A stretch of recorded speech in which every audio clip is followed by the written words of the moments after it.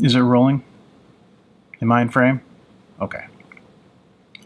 It's day 50 of quarantine, and I'm incredibly bored. So bored that I've found myself looking for projects, and I had an idea the other day that I think I might be able to pull off. Essentially, it's a small TV, 7-inch screen, that loops my favorite movies over and over and over again, and will just sit on my shelf as an art object. It'll have sound capabilities, but for the most part, it'll be in mute, and it'll look like a vintage, modern, like 1960s era industrial design. That's my idea, and I have all of these spare parts left over from other projects, but I don't know if they will work together. So the first part of this project is just me figuring out what works and what doesn't. Let's get started.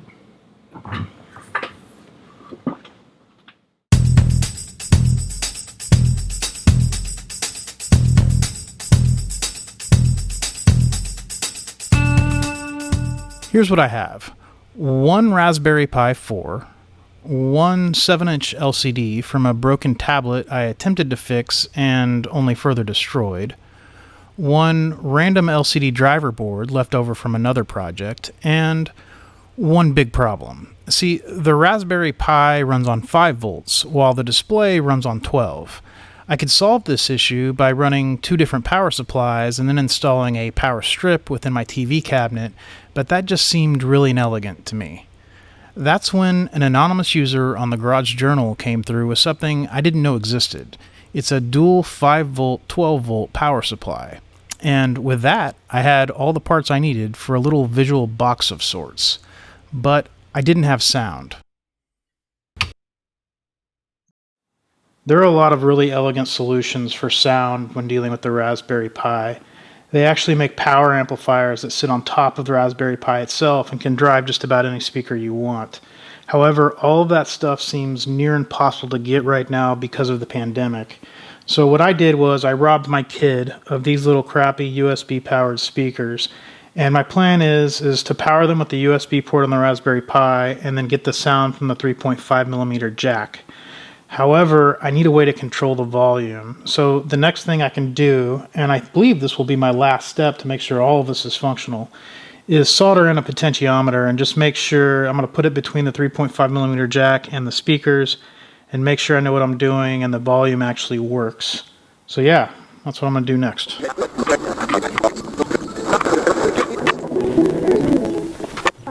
So, not the most professional looking cable in the world, but it should work. So I have the speakers plugged into the USB port. This will go into the 3.5mm jack. The speaker end should go like this. Have some coffee, I'll wake you up. Now the potentiometer controls the volume. I gotta go. Alright, I got that. I think we're ready to build something. Finally. Wait a couple of minutes, we'll all leave together. Okay, this way you don't go out like a... I started with the poplar frame that will surround the LCD, as it sort of sets the dimensions for the cabinet around it.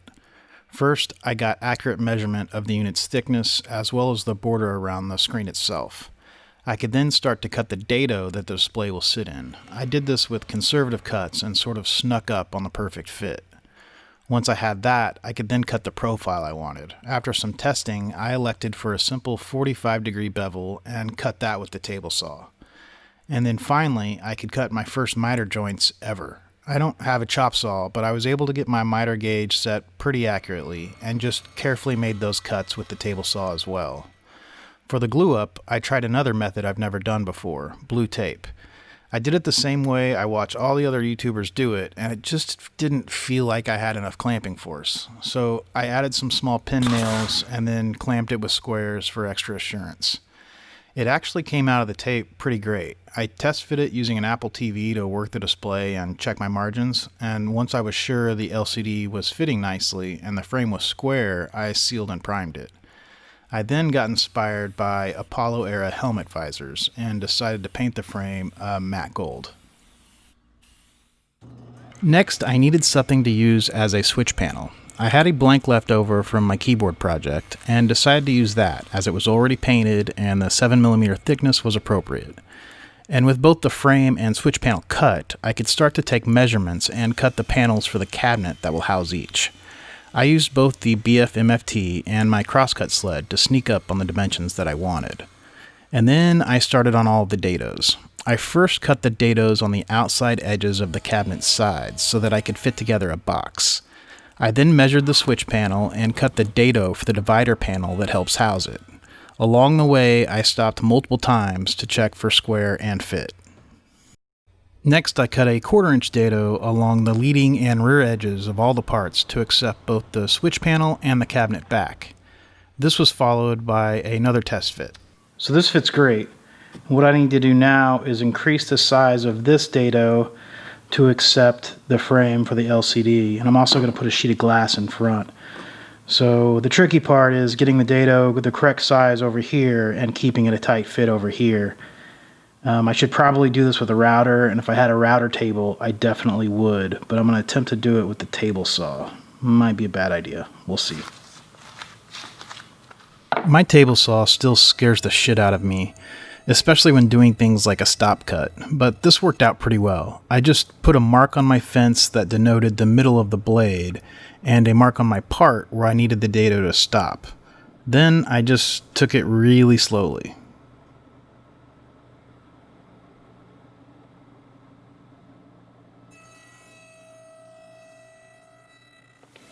And it was time for another mock-up. Sort of looks like a mini microwave. I like the proportions though. Right on. The next thing I wanted to do was add windows to the sides and back of the cabinet. These will provide ventilation for the components within, as well as audio pass-through for my crappy little speakers. I used a CNC to cut the windows and add a little rebate to the inside edge of them. I used the wrong bit for the job, and I didn't get a great finish, but they sanded up okay. Then I cut some gold anodized aluminum mesh that I found in a screen door and backfilled the windows.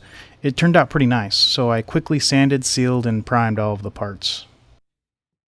With that done, I laid out all of my components and figured out where they would fit and function best. I'm going to mount these with 3mm computer standoffs, so I also went ahead and pre-drilled and just tapped the ply to accept the threads. And then it was time for the glue up. I thought this was going really well, but about halfway through, a crazy woman distracted me with donuts. After sitting in the clamps for 24 hours, this was the result. So I just came out here to check on my glue up, and as I unclamped it, I put the sides on the wrong side of the box. So my monitor won't slide in. Back, oh my goodness. So this is basically scrap and I get to start over. I even told myself, like, pay attention. God.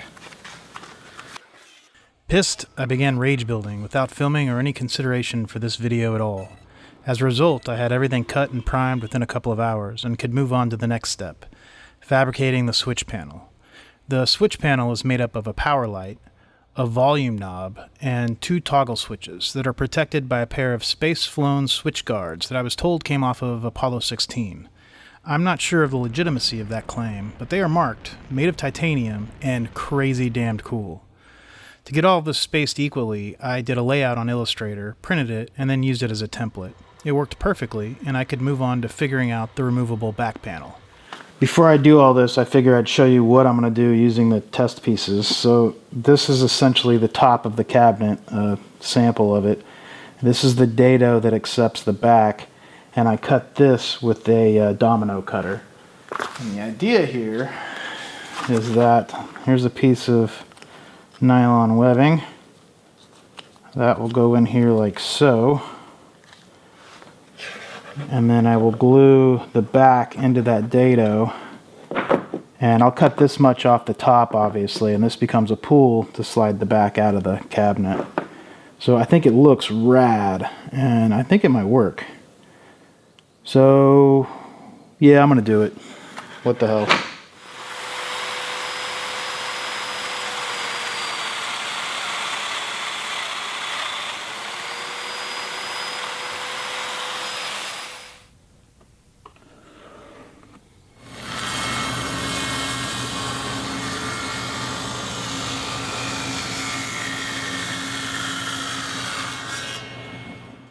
I then glued the top section onto the back and moved on to installing the anodized aluminum grill. I did so using hot glue.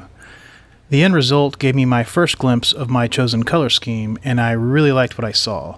But I'm getting a little ahead of myself here. Let's talk about paint for a moment. I don't love spray paint, but if I am going to spray paint, this is the stuff that I prefer to use. It comes in black, white, clear, and what I consider to be the best red ever made. I love the Chinese red from Rust-Oleum lacquer. But this stuff is good because it dries fast, and once it does dry, it's pretty hard.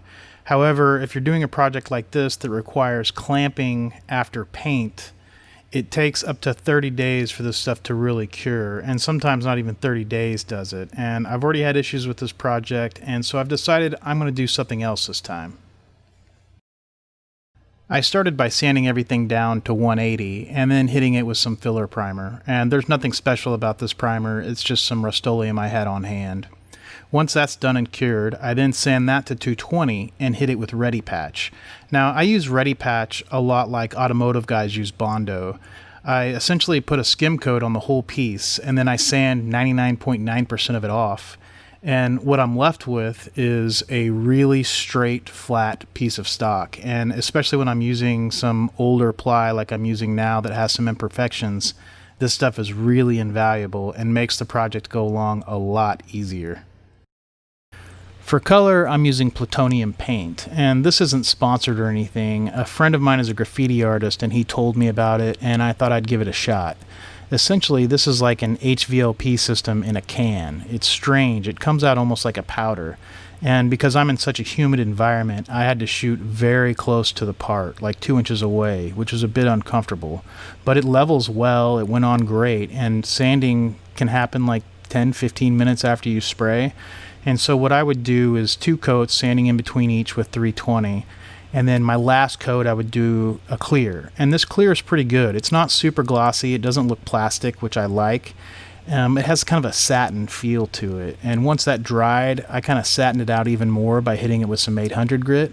And the end result was really nice, kind of a modern satiny feel to it. I really liked it, particularly on the end grain of the plywood. The visible plies looked fantastic. So that's what I did. I'm really happy with it, and time will tell how durable it is. I probably mentioned this earlier, but one of the things that's kind of torturing me is gluing in this top. That's one of the reasons that I sort of finished the bottom and the top separately, because I thought, I'll just make that decision later. And it's getting to the time where I need to make that decision. The problem with it is, if I glue in the top, I'm effectively trapping both the frame and the glass that I'm putting in front of the display, as well as the switch panel. I'll still be able to get the switches out, and I can still get the display out, but the panel and the frame and glass are trapped. So it makes it sort of like I'm building with planned obsolescence. If the glass breaks, this thing's trash. It's difficult. But if I glue in the top, it allows me the leeway I need to get these exposed plywood edges perfect. And in a project like this, I think that's really important. So one of the ideas I'm still thinking about is I have these 1940s era wood screws, and I was thinking about just holding the top end with 2 of them along this top edge right here. And I think I like that idea. I like the idea of these vintage wood screws kind of breaking up these super modern lines, which to me is kind of cool. The problem with it is, as soon as I drill those pilot holes, I'm married to this idea, and I've been really wishy-washy, so I'm tortured. While I suffered with decision making, I continued on by mounting all of the hardware in the cabinet using the 3mm standoffs that I spoke about earlier. All the components went in well, and I moved on to gluing in the side grills as well as finish wiring all the switches and the power light. I then got the switch panel installed and started thinking about mounting the LCD into the frame. My camera battery died, but I made these little aluminum tabs to hold the display into the frame. So they'll just screw in like so. And with any luck, I'll be able to pivot them out of the way to replace the display if I ever have to. So a pretty simple deal.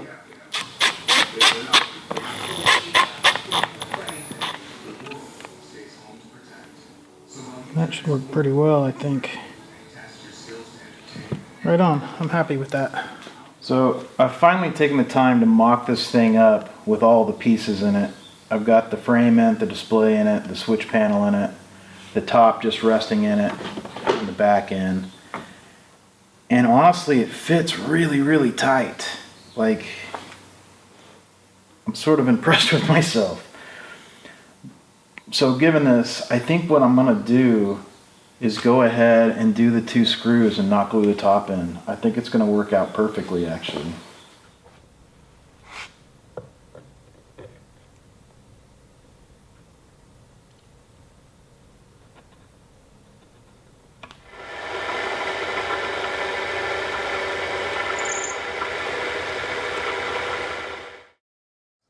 So I was just cruising through the kitchen and noticed my wife had this like cake stand. That's what I want. I think it's called a tulip base. It's like they always say, ask for forgiveness later, don't ask for permission now, right? Once I got this thing out to the shop, I tried to spin the actual cake surface off and it wouldn't spin off. And then I noticed the base, it looks like it was turned, like this is just white part's just plastic.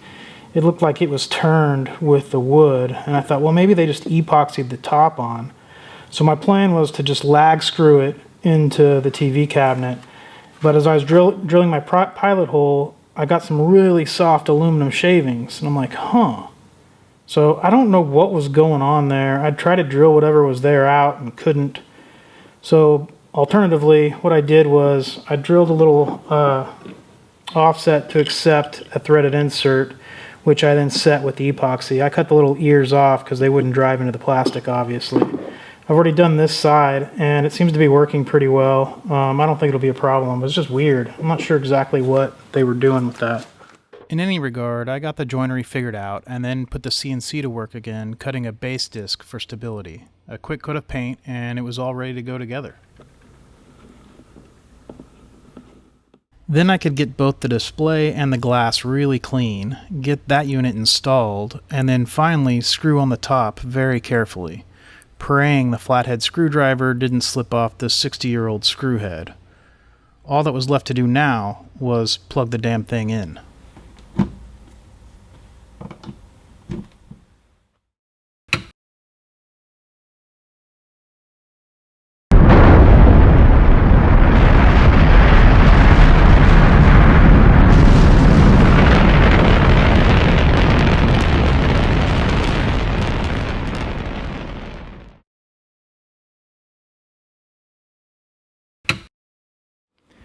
And here's the final product. It turned out pretty good. I'm super happy with it. It's been playing, I don't know, probably 2 weeks now, nonstop. It just, basically the function of this is it sits here and it loops 10 to 15 of my favorite movies 24 hours a day. I just let it run. And I had some cooling issues with the Raspberry Pi initially, but I added a really quiet fan and I don't have any problems anymore. It seems to be running cool and consistently. And it'll be interesting to see how long it lasts. I honestly think the weak point is probably the LCD. I don't know. It came out of a tablet. We'll just have to see. The image quality is actually fantastic. It's playing a really old video right now, obviously, so it's a little pixelated and not widescreen, but you get the idea. Let's go over what these switches do. So this is the power light, and that tells me that there's power to the power supply. And this switch here allows me to softly shut down the Raspberry Pi, and this cuts power to the power supply itself. And then, of course, this is the volume. So if I want to shut this thing down, what I do to gracefully shut down the Raspberry Pi, I hit this switch, and it's a momentary switch, and watch the power supply light. As soon as it turns off, I know it's safe to shut down the power supply itself. This is obviously pretty redundant and doesn't make a whole lot of functional sense, but aesthetically I really wanted to use both of these switch guards and I didn't want a fake switch, so that's how I handled it. And I'm happy with it, it's cool. But yeah, that's it. COVID project number 3, down and done. So hopefully there's not another COVID project. In any case, thanks for watching, and we'll catch you guys next time. What's that, hon?